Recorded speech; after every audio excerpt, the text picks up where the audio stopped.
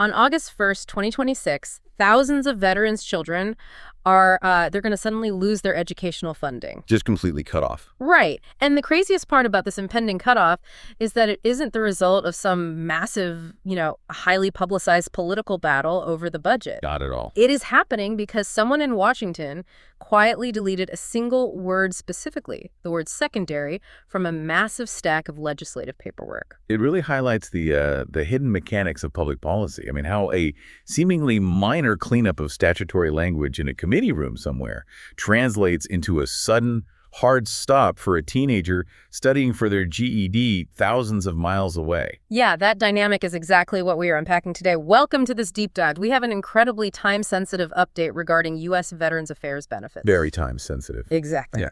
So whether you are a veteran or, you have family in the military, or you are just someone fascinated by the friction between sweeping government bureaucracy and on-the-ground human reality, you really need to understand the mechanics of this change. The urgency here just cannot be overstated. I mean, we are looking at a hard deadline of August 1st, 2026, and the window for families to maneuver is closing really fast. It really is. So to get to the bottom of this, we're pulling from a highly detailed June 2026 video transcript from the YouTube channel Veterans InfoTap. They're a great resource. They really are. They operate as this educational hub and an advocacy platform, basically breaking down dense VA policy updates so veterans don't miss out on what they have legally earned. Right, keeping people informed. And their recent update sounded a massive alarm bell about a specific, highly valuable benefit that is being partially discontinued.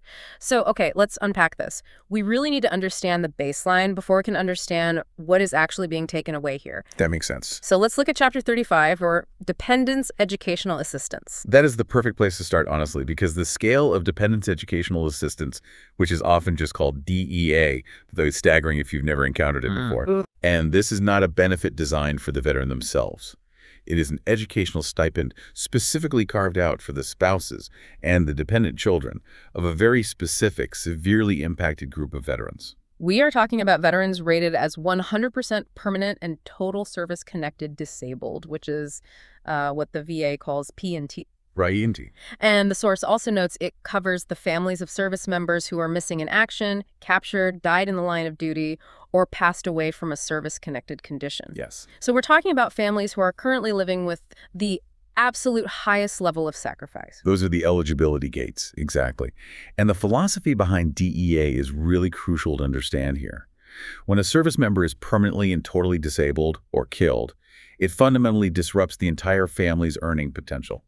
Oh, completely. It shatters their stability, their generational trajectory. So the government created Chapter 35 as this foundational pillar of support to step into that massive gap, basically ensuring the dependents of those service members have a guaranteed pathway to education and financial independence. And the financial mechanics of that support, that's what really floored me when reading through the Veterans InfoTap transcript. Let's look at the actual numbers they provided, because they're substantial. They really are. If a beneficiary, so a spouse or a dependent child, is enrolled in school full-time, this DEA benefit pays them $4,574 every single month. And that scales based on enrollment, too. Right. Like if the student is going 3/4 time, the VA pays them $1,244 a month. Half-time enrollment yields $912 a month. Looking at those figures, I just have to compare this to almost an educational universal basic income for these eligible families. That's a really good way to put it. Right. Because if you are an 18-year-old kid whose parent was 100% permanently disabled in service, receiving over $1,500 a month means your primary job can literally just be learning. Exactly. You aren't forced to take on massive predatory student loans, and you don't have to work 40 hours a week as a barista while trying to, pass organic chemistry. Calling it an educational UBI is a highly accurate way to conceptualize the utility of the funds, I think. It fundamentally alters the socioeconomic calculus of going to school for that dependent. It removes the friction of basic survival costs. Yeah, and this source also highlighted the multiplying factor here, which makes the generational impact really click for me. They used this hypothetical example of a veteran with 5 kids. Oh, right, the 5 kids example. Yeah, the way Chapter 35 is structured, every single one of those 5 children gets their own pool of this benefit. Yeah. And the spouse can use it as well to retrain for a new career. It's individualized. Exactly. So we aren't just talking about a couple of grand to buy textbooks. Over the course of a family's lifetime, you are looking at a massive generational wealth transfer in the form of human capital. Well, if you run the math on 5 children, utilizing 36 months of benefits at over $1,500 a month, you're looking at hundreds of thousands of dollars injected directly into that family's educational foundation. Wow. It is entirely designed to aggressively interrupt cycles of poverty that might otherwise follow a severe service-connected tragedy. Which brings us to the June 4th, 2026 official VA notification that Veterans InfoTap is sounding the alarm over, because a critical piece of this benefit is suddenly on the chopping block. And it all traces back to Congress and a piece of legislation called Public Law 117-328. Yeah, and we really need to examine how bureaucratic language actually dictates reality here. The catalyst for this impending cutoff isn't some arbitrary malicious rule the VA just made up in a vacuum to punish veterans. The VA is simply the executor of the law.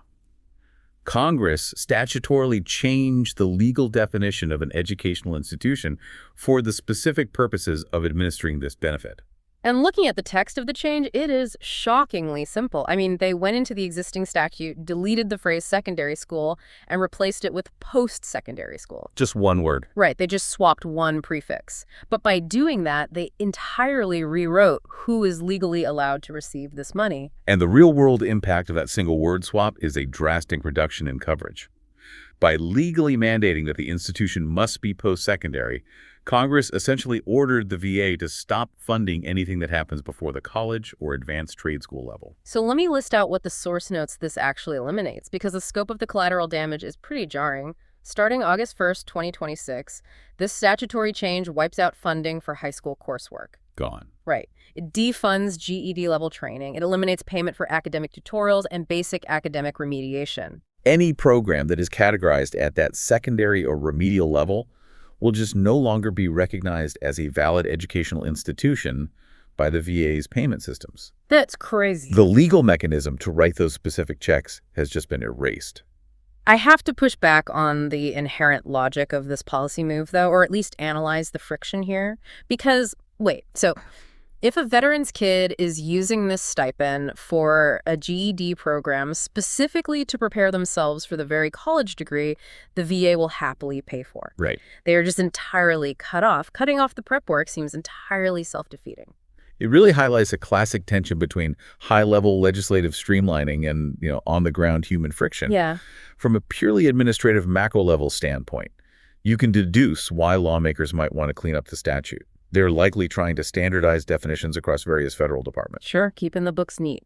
Exactly. The Department of Education heavily delineates between secondary and post-secondary funding pools. Lawmakers probably looked at Chapter 35 and said, well, this is a higher education benefit. Let's align the language strictly with post-secondary institutions to keep the spreadsheets clean and prevent overlap with local high school funding. So they see it as a neat administrative cleanup.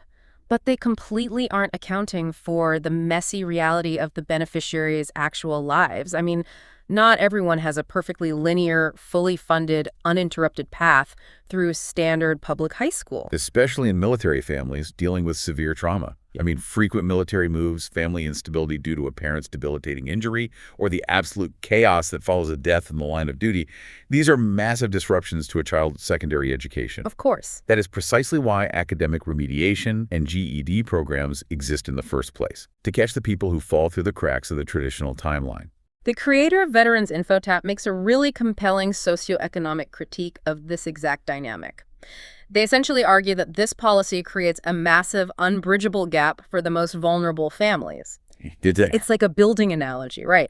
It feels like Congress is saying they will happily pay for the beautiful, expensive roof of your house, the four-year college degree, but they are entirely removing the funding for the foundation, the GED, or the remedial coursework. That's a great way to put it. And if you cannot afford to build the foundation yourself, the free roof does you absolutely no good. Exactly.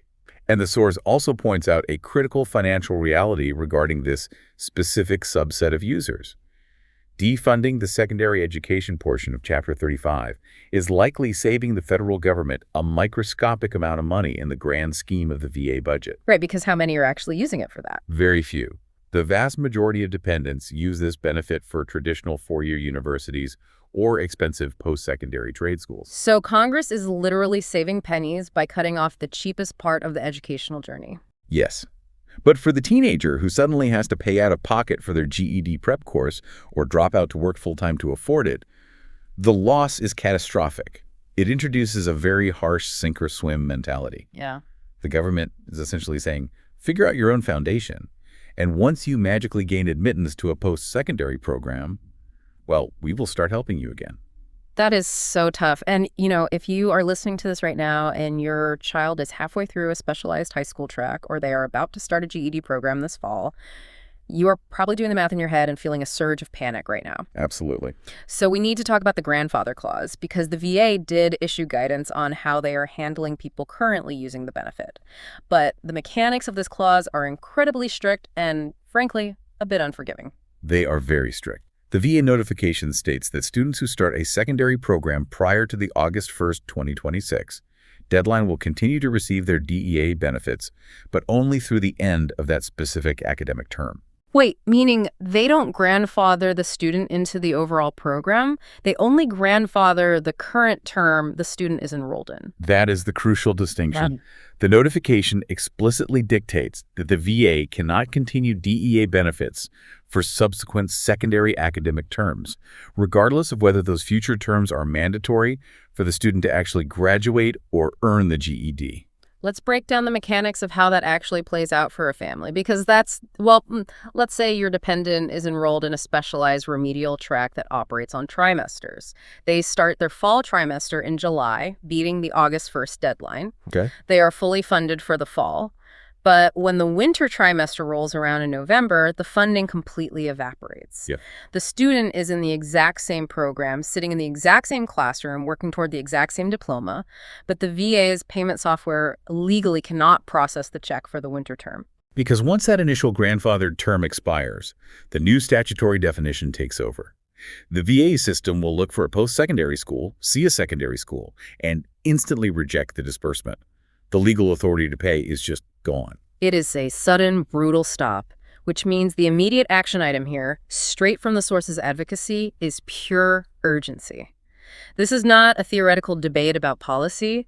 This is a race against a calendar. It's happening right now. Yeah. If you have a spouse or a dependent child who requires academic remediation, tutoring, or is working toward a GED, your only play right now is to get them officially enrolled in a program before August 1st, 2026. Securing that enrollment prior to the deadline is the only way to trigger that grandfather clause for the upcoming term. It will not fund their entire multi-term program, as we established, but it secures that initial block of funding. Right. It buys your family a few months of financial cover to strategize, find alternative grants, or just figure out the next steps before the door permanently closes. And the source didn't just stop at analyzing the August 1st deadline, though. They zoomed out to examine the larger ecosystem of veterans' benefits, and this is where the strategic advice gets really interconnected. That's all connected. It really is. The video creator heavily emphasizes that none of these educational benefits matter for the family if the veteran's own disability rating isn't properly optimized in the first place. That is the foundational bedrock of everything we are discussing today. The source is highlighting the concept of the rating as a gatekeeper. I want to deduce how this actually works based on the source's push for veterans to get free reviews of their claims. Because reaching that 100% permanent and total rating isn't just about the veteran getting a larger monthly compensation check for their own injuries, right? No, not at all. That specific 100% P&T status is the literal legal prerequisite that turns the key for Chapter 35 to even exist for the family. It unlocks the entire vault. The VA system is deeply siloed. You can be rated at 90% disabled, struggling immensely, and your family gets $0 for education under DEA. Which is wild to think about. It is. The moment you cross that specific threshold to 100% permanent and total, where the VA formally acknowledges the conditions are totally disabling and unlikely to improve it, it triggers a cascade of ancillary benefits for the dependents. So without the anchor of the 100% P&T rating or the other qualifiers like dying in the line of duty, that $4,574 a month for the 18-year-old simply does not exist. Doesn't exist. It's a binary system. You are either over the line and the family's future is funded, or you are under the line and they get nothing. And that binary reality is exactly why the source is so adamant about veterans seeking out free consultations and aggressively pursuing accurate ratings. Yeah. Veterans notoriously underreport their symptoms, or they avoid the claims process entirely because they don't want to deal with the bureaucracy, or they feel they haven't suffered enough compared to others. But by quietly accepting a lower rating, they are inadvertently locking their spouse and their children out of hundreds of thousands of dollars in generational educational capital. This source is essentially telling veterans, look, you aren't just fighting for your own back pain or PTSD compensation. You are legally positioning your family to survive your disability. It shifts the perspective entirely, doesn't it? Ensuring an accurate rating becomes an act of providing for the family's long-term security. The veteran's file at the VA is the linchpin for the entire household's future trajectory. That makes perfect sense. If you are a veteran listening right now and you know deep down that your current rating does not accurately reflect the daily severity of your service-connected conditions, the strategic move is clear. Do not settle. Never settle. Research the criteria, look into getting your claim professionally reviewed, and make an informed push. Your rating is the gateway. But as we have explored with Public Law 17328, the rules governing what is inside those gateways can shift rapidly based on the whims of lawmakers. Bringing the mechanics of all this together, we are looking at a system where Chapter 35 Dependents Educational Assistance remains an incredibly powerful tool. It provides up to $1,574 a month to ensure the families of the most severely disabled or fallen veterans can pursue higher education without crippling debt. Right. However, because lawmakers decided to streamline the definition of an educational institution to exclusively mean post-secondary, the VA is legally forced to cut off all funding for high school GEDs and academic remediation starting August 1st, 2026. And the required countermeasure for anyone affected is immediate enrollment prior to that deadline to force the VA to honor the grandfather clause for the current academic term. Get it done before August 1st. Exactly. And beyond that, the broader strategy requires every eligible veteran to meticulously audit their own disability rating, ensuring they actually unlock these ecosystems of support for their dependents. It is a dense, bureaucratic labyrinth, but understanding how the gears actually turn is the only way to avoid getting crushed by them. To wrap up our analysis, I want to leave you with a broader concept to mull over, extending beyond just VA benefits. Okay, let's hear it. We've dissected the immediate, harsh impact of losing GED funding. But if you take a step back, this entire situation exposes the hidden, almost terrifying power of legislative vocabulary. Oh, yeah. It is deeply fascinating how a group of people in a committee room can simply hit backspace on the word secondary to clean up a spreadsheet.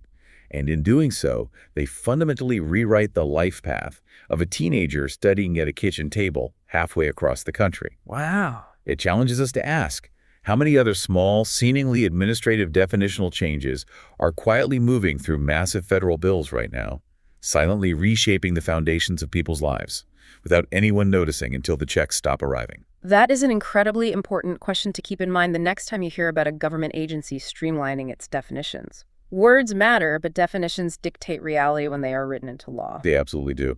Thank you for joining us on this deep dive into the shifting landscape of VA benefits. We hope this breakdown illuminated the mechanics of the system and gave you the actionable clarity you need.